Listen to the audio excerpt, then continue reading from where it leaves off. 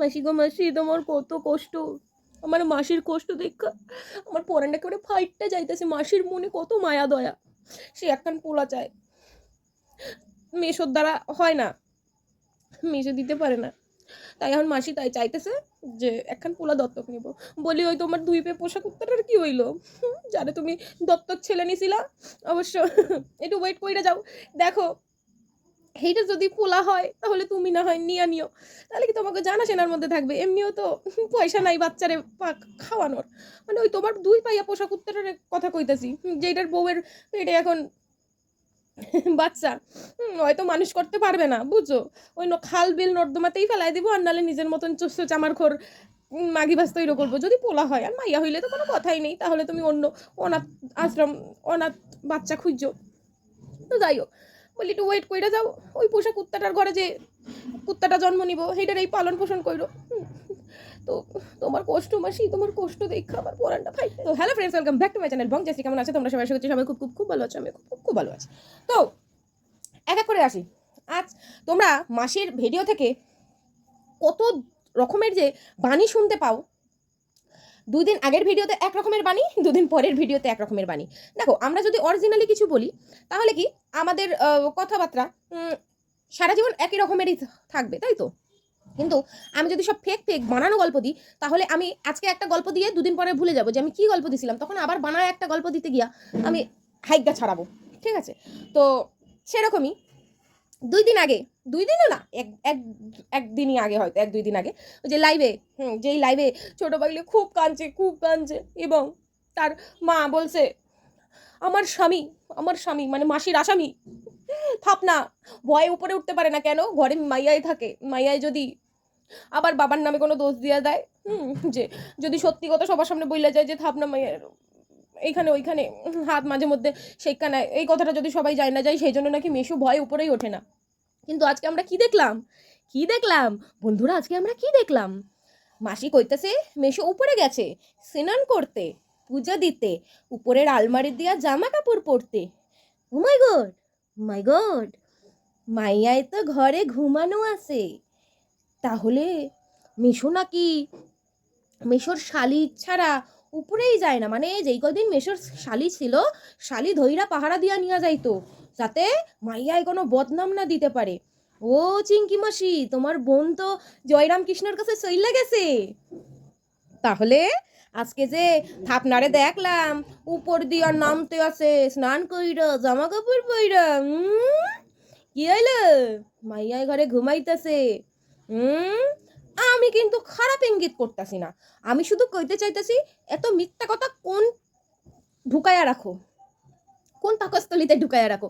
তোমরা না খালি ডবল মিনিং কথাবার্তা ধরো। আমি কইছি কোন পাকস্থলিতে গুইজা রাখো এইসব দুই নম্বরই কথা। দুই দিন আগেই মাসি কইতেছিল ওনার স্বামী অসহায় স্বামী, ওনার অসহায় স্বামী নাকি, ওনার অসহায় স্বামী উপরেই উঠতে পারে না, মেয়ের জ্বালায় মেয়ে ভুল ভাল বদনাম দিয়া দেয়, ভয়েস ওঠে নাকি সে জামা কাপড় নিয়ে নিচে নাইমা আইছে। তার মাসি নাকি গার্ড দিয়া জামাই বাবুরে উপরে নিয়ে যায়, স্নান করায় জামা কাপড় পরায় নিয়ে আসে যাতে মাইয়ায় বদনাম না দিতে পারে। তো মাসি তো এখন বাড়ি চইলা গেছে, আর সিঙ্কি মাসিও নিশে বইয়া বইয়া ফোনে সল ব্লগ মারাই ব্লগ করতেছে। তাহলে মেশো একা উপর দিয়ে স্নান কইরা জামা কাপড় পইরা নামতাছে কি কইরা? উপরের ঘরে তো মাইয়াই আছে। দুই নম্বরই কথা কাও। নিজেরা সত্যি সাজো। ছোট পাগলির ঘাড়ে সবাই না হয় ছোট পাগলিরে দোষ দিয়া পাগলি বইলা ওর ঘাড়ে বন্দুক চাপায়া কাজ হাসিল করে নাও, মা বাপ হইয়া ছোট পাগলির ঘাড়ে বন্দুক রাখা নিজেরা মহান সাজো। তোমার বর একেবারে সত্যি, তোমার বর একেবারে কষি খোকা, দেখুন ভয় ছুটে উপরেই উঠতে পারে না, মাইয়ার ভয়, মাইয়া কখন দোষ ফোষ চাপায় দেয়, অথচ ঘরে কেউ নাই, তুমি নিচে বইয়া ব্লক লাইতাছো, আর উপর দিয়া মেসো ঢ্যাং ঢ্যাং করে নাচতে নাচতে নামতাছে। তাহলে দুই দিন আগে কইছিলা কেন মেসে নাকি ভয় চেটে উপরে উঠতে পারে না? সে নাকি এতই হতভাগা পিতা, সে নাকি সব জামা কাপড় নিয়ে নিচে নেমে আইছে, এক থোবনায় বাড়ি মাইরা না তোর থোবনাটার একেবারে ফাটায় ফেলাই দেবো কুত্তার বাচ্চা। ন্যাকামো মারাও, ন্যাকামো মারাইতে আইছো, ঢপ মারতে আইছো শালা। শালার পোশালা। আচ্ছা, এই গেল ১ নম্বর ঢপ, যেটা নাকি মাইয়ার নামে দিছে। যে মাইয়ার জন্য নাকি বাপে মাইয়ার অত্যাচারে বাপে এতই অতিষ্ঠ যে বাপে নাকি উপরে উঠতে পারে না। তোমরাই চোখের সামনে আজকের ব্লগটা দেখে নাও।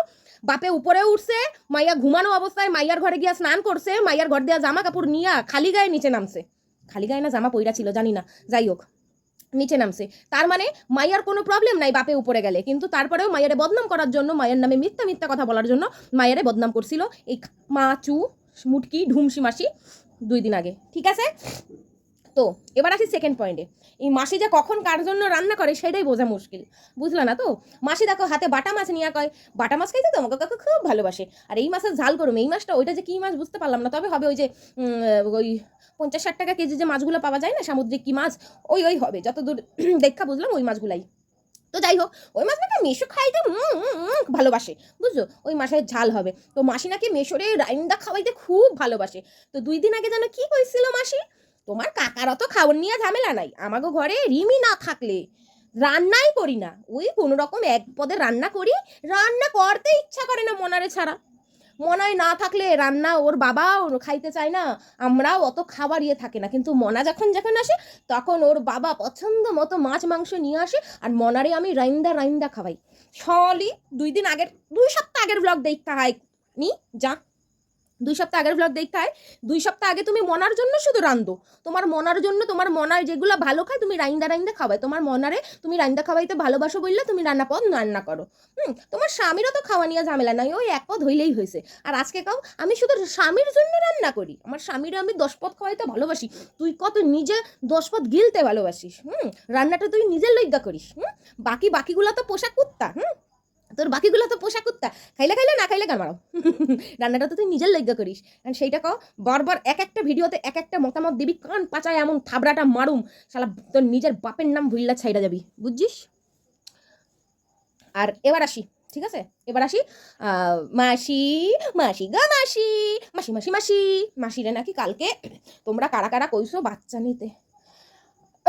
তোমরা কি শোনো না মেশোর, যাই হোক মেশোরে আর লজ্জা নাই বা দিলাম, যদি মেশোর প্রবলেম না থাকতো তাহলে কি এই মায়া ডারে মাসির সঙ্গে কইরা নিয়ে আইতো।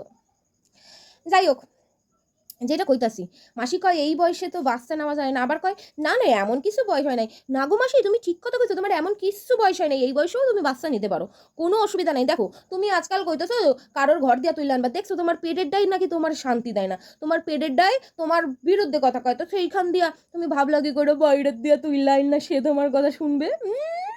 কন্টেন্ট, ও মাঝি তোমার খুব দুঃখ হয়েছে মাঝি, তোমার কন্টেন্টের জন্য এত গাতন খাইতাছো, জয় রামকৃষ্ণ, তুমি এত গাতন খাইতাছো সবার দিয়া, ওই জন্য তুমি চাইতাছো যে সবার মধ্যে দিয়া যাতে তোমার জন্য সব ঘৃণা দূর হয়ে যায়, তোমার যেন সবাই বলে জয় মা চিঙ্কি মাসির জয়, জয় মা চিঙ্কি মাসির জয়, এইয়া করে তুমি সেই ধান্দায় রইছো।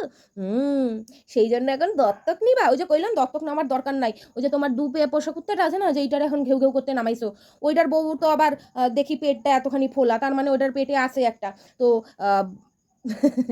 জন্মাইবো না জন্মানোর আগেই ঠুইসা যাবো সেইটা জানি না, তবে যদি জন্মায় আর যদি পোলা হইয়া জন্মায় তাহলে সেইটারে কিন্তু তুমি নিতেই পারো দত্তক, কারণ ওই পাঠা না সরি ওই কুত্তাটার তো আবার নিজস্ব জাতপাত কিছু নাই, হ্যাঁ লো তোমার বাড়ি এর বাড়ি ওর বাড়ি ঘুইরা ঘুইরাই খায়, বউটারে বাপের বাড়ি রাইকা নিজে এই বাড়ি ওই বাড়ি তোমার বাড়ি ঘুইরা ঘুইরা খায়, তো একটা বাচ্চা হইলে তো মানুষ করার লোক লাগবো, তো তুমি দেখো ওইটার যদি বাচ্চা জীবিত জন্মায় তাহলে যদি পোলা হয় তুমি দত্তক নিও, আর মাইয়া হইলে কেন একটা নর্দমাই ফেলাই দিয়ে আসবো, সেটা তো জানাই কথা, কারণ ওই কুত্তাটার তো ক্ষমতা নাই, নিজে খাবার ক্ষমতা নাই আবার।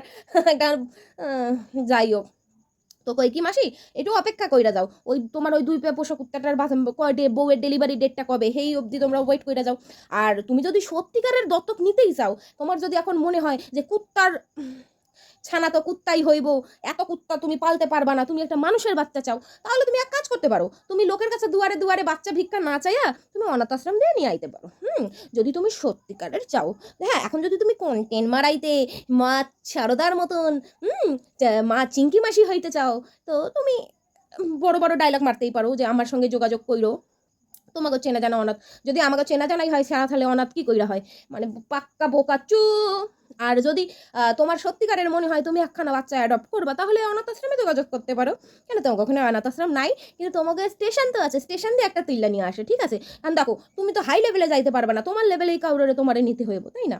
দেখো আবার এখন ভালো কমেন্ট আইছে কিন্তু যে এখন কেন কন্টেন্ট পাইতেছে না তো, হ্যাঁ গালাগালি খাইতেছো ফাউতে, তো দেখো আবার কন্টেন্টের জন্য নিয়ে আইসা যখন দেখবে আমার খরচ বাইরা গেছে, এই দিক থেকে কন্টেন্ট ফিকা পইরা গেছে, কন্টেন্ট দিয়া টাকা উঠতেছে না, তখন আবার ওইটার প্রয়োজন ফুরায় গেলে লাত্তি মাইরা ঘর দিয়ে বাইর কইরা দিও না, তাহলে কিন্তু ওই যে নিজের মায়েরে টর্চার করার জন্য বাচ্চা যাইতেছো, কারণ ওটা তোমার নিজের পেটের মাইয়া, তুমি জন্ম দিছো, আগা দিয়া কাটবা না তোলা দিয়া কাটবা তোমার ব্যাপার, ওই জন্য তোমার কিছু কয় না। কিন্তু একটা অনাথ আশ্রম থেকে বাচ্চা নিয়ে আইসা, অনাথ বাচ্চা নিয়ে আইসা তারা যদি তুমি ওই রকম জ্বালাতন করো, তোমারে না লেজা মুড়া ধইরা সব একেবারে গলায় জবাই দিয়া দেবে, বুঝছো।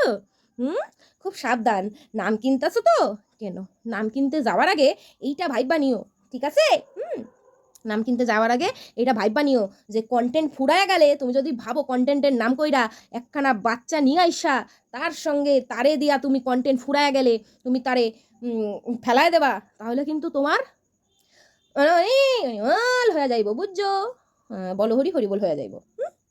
আর রইলো আর একটা কমেন্ট আমার খুব পছন্দ হয়েছে, আর একটা কমেন্ট হইলো, এই না 2 দিন আগে তুমি বললে তুমি দিদা হইতে চাও, আরে তোমরা যে কারে কি কমেন্ট করো, মাসি যে কন্টেন্টের জন্য কখন কি কয় মাসি নিজেও জানে না। 2 দিন আগে তো মাসি এইটাও কইছিল যে ছোট পাগলির মধ্যে ও নিজের ছায়া দেখতে পায়, নিজেরে দেখতে পায়, এখন সেই মাইয়ায় হয়ে গেছে শত্রু গো শত্রু। আবার তার কিছুদিন আগে কইছিল সে নাকি তার বাচ্চার মানে তার দিদা হইতে চায়, সেও চায় যে তার মেয়ে সংসার করুক, অথচ মেয়ে যখন সংসার করার জন্য আগায় তখনই ওনার পুটকিতে ঝাল লাগা যায়।